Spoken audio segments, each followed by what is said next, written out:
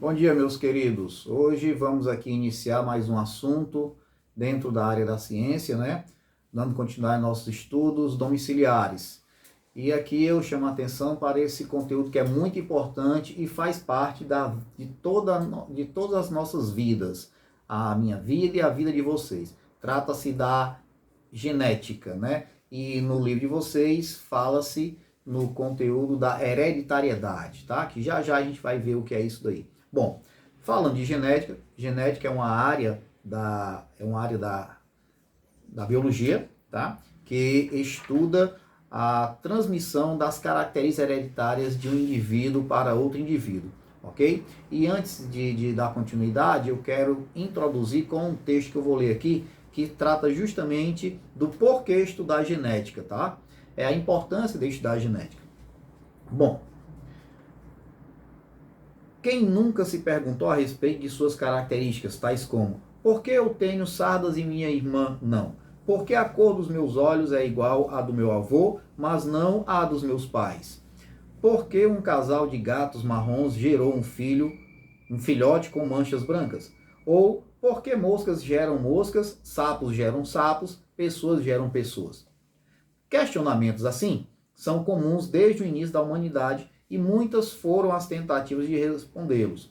Na antiguidade, as explicações baseavam-se principalmente em conceitos filosóficos.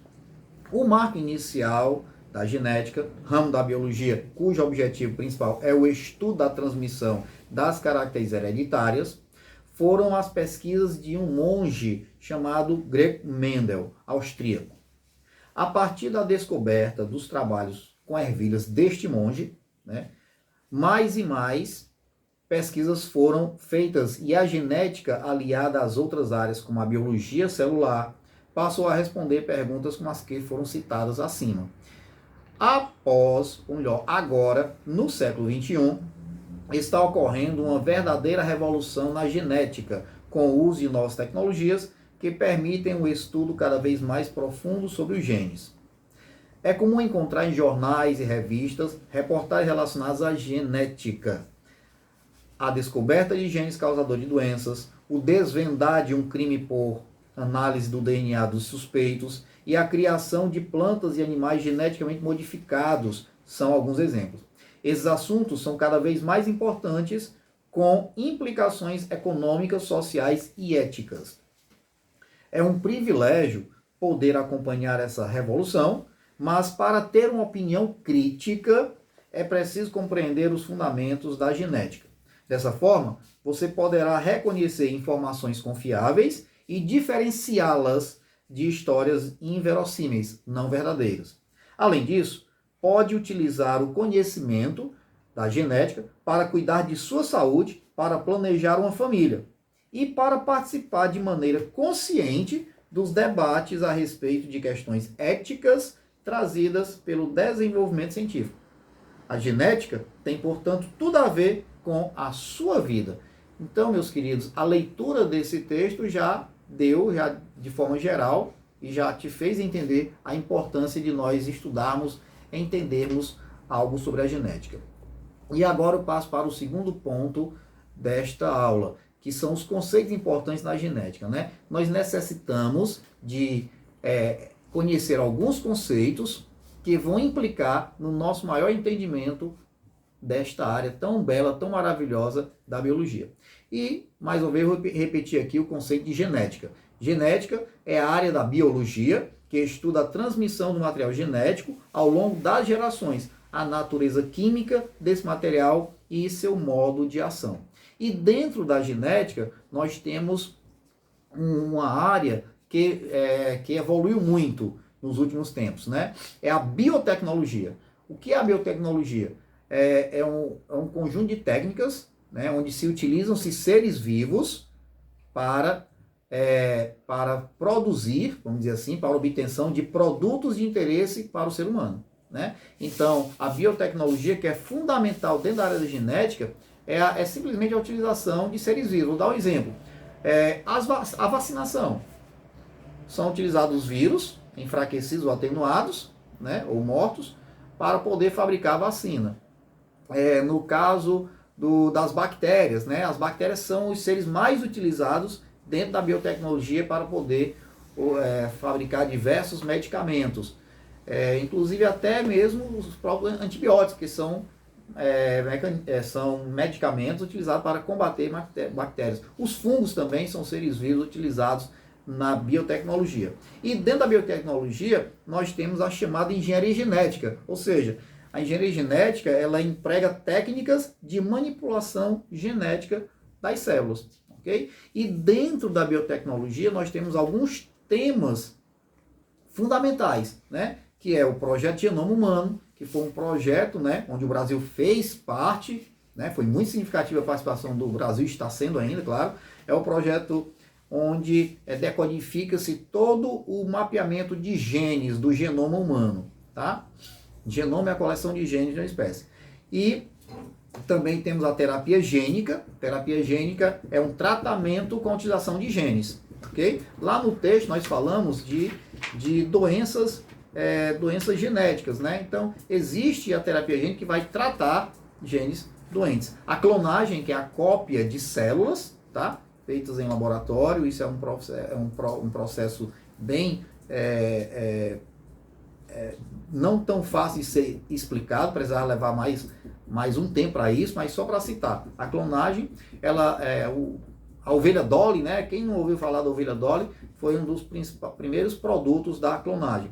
O aconselhamento genético, que é aquela área onde vamos imaginar, como também o diagnóstico pré-natal, né? O casal quer ter um filho, mas sabe que tem uma pessoa na família que teve, vamos supor, uma síndrome, né? Uma síndrome de Klinefelter, ou síndrome de Down, teve algum problema voltado para a genética, né? Então, vai ao geneticista fazer um apurado de exames, né? Uma conversação para ser aconselhado por aquele especialista. Mas aí, a gente agora vai entrar no cerne da questão, naquele que deu o primeiro passo para tudo isso, né? Quando eu falo deu o primeiro passo, eu não estou falando de uma pessoa, né? Estou falando no caso de uma descoberta, que foi a famosa molécula do DNA. O que é o DNA? É o ácido desóxido ribonucleico. Ele está no núcleo das células, ele é o material genético das células e ele carrega as características hereditárias, características gerais, genéticas de uma espécie, de um indivíduo.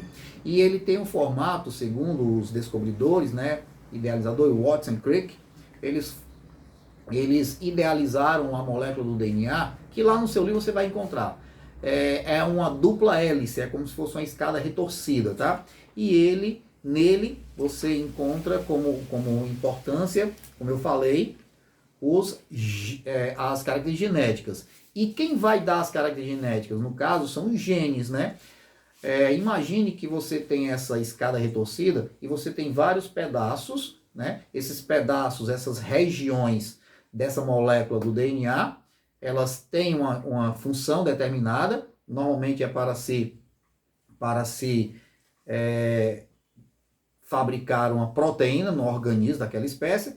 Aí a gente vai chamar essas determinadas regiões, esses pedaços de DNA responsáveis pelas características de um indivíduo, ou até mesmo no caso envolvendo a produção de enzimas, proteínas, a gente vai chamar de genes, tá? Então aí é um outro conceito. Genes são regiões da molécula do DNA, ou seja, são as unidades básicas da hereditariedade. Por quê? Porque neles estão incluídas as características de um indivíduo.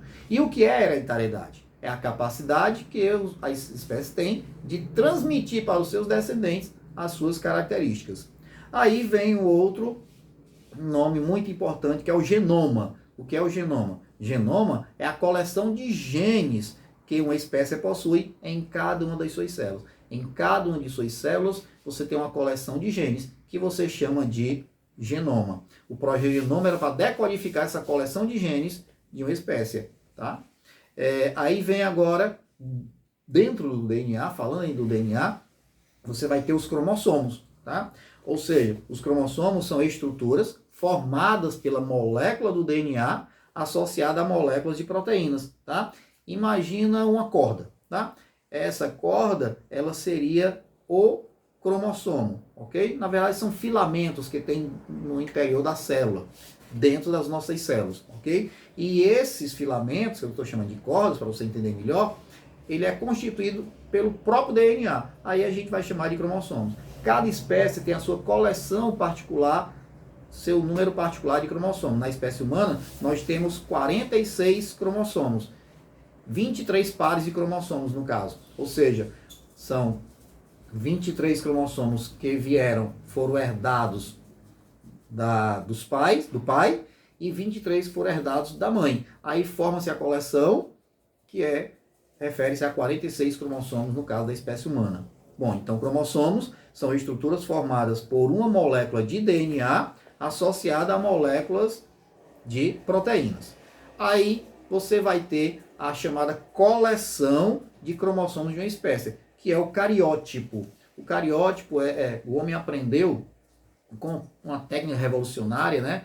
É uma tecnologia fabulosa, a fotografar essa coleção de cromossomos. No seu livro você vai encontrar também esse cariótipo. Aí você tem a fotografia da coleção de cromossomos de uma espécie. E é muito importante para descobrir nesse cariótipo as chamadas mutações cromossomiais. E falando em mutações, a gente vai agora para o último momento. O que são as mutações? As mutações, elas são modificações aleatórias, tá?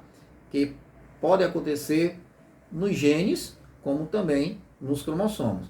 Diversos fatores, principalmente fatores ambientais, podem provocar essas mutações gênicas cromossomiais. A ciência explica que essas mutações elas podem acontecer ao acaso, tá? Como também pode ter problemas com fatores ambientais. No caso, vou dar o exemplo. O câncer é uma mutação genética, tá? Os raios solares, as radiações dos raios solares, ao incidir na pele, pode provocar o câncer de pele.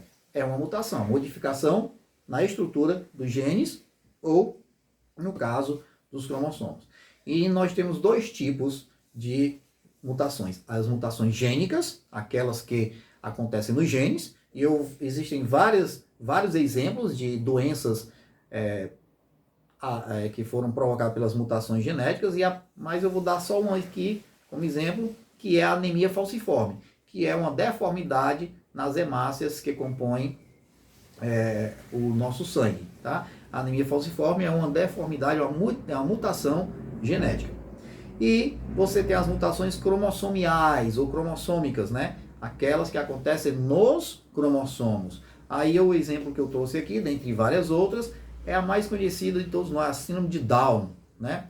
A síndrome de Down, também chamada trissomia do cromossomo 21, né? No caso, nossa coleção, o nosso cariótipo, o cariótipo humano, eu falei que nós temos 46 cromossomos, né? E uma pessoa que tem síndrome de Down, ela tem 47. Então, esse um a mais faz com que ela apresente uma síndrome, a síndrome de Down. E eu já convido vocês a fazer um estudo mais apurado. Vão lá, busquem. Vai no Google, hoje é tão fácil você usar essa ferramenta da internet. Vai atrás aí, busca. No teu livro também fala de algumas doenças, algumas mutações genéticas, algumas mutações cromossomiais.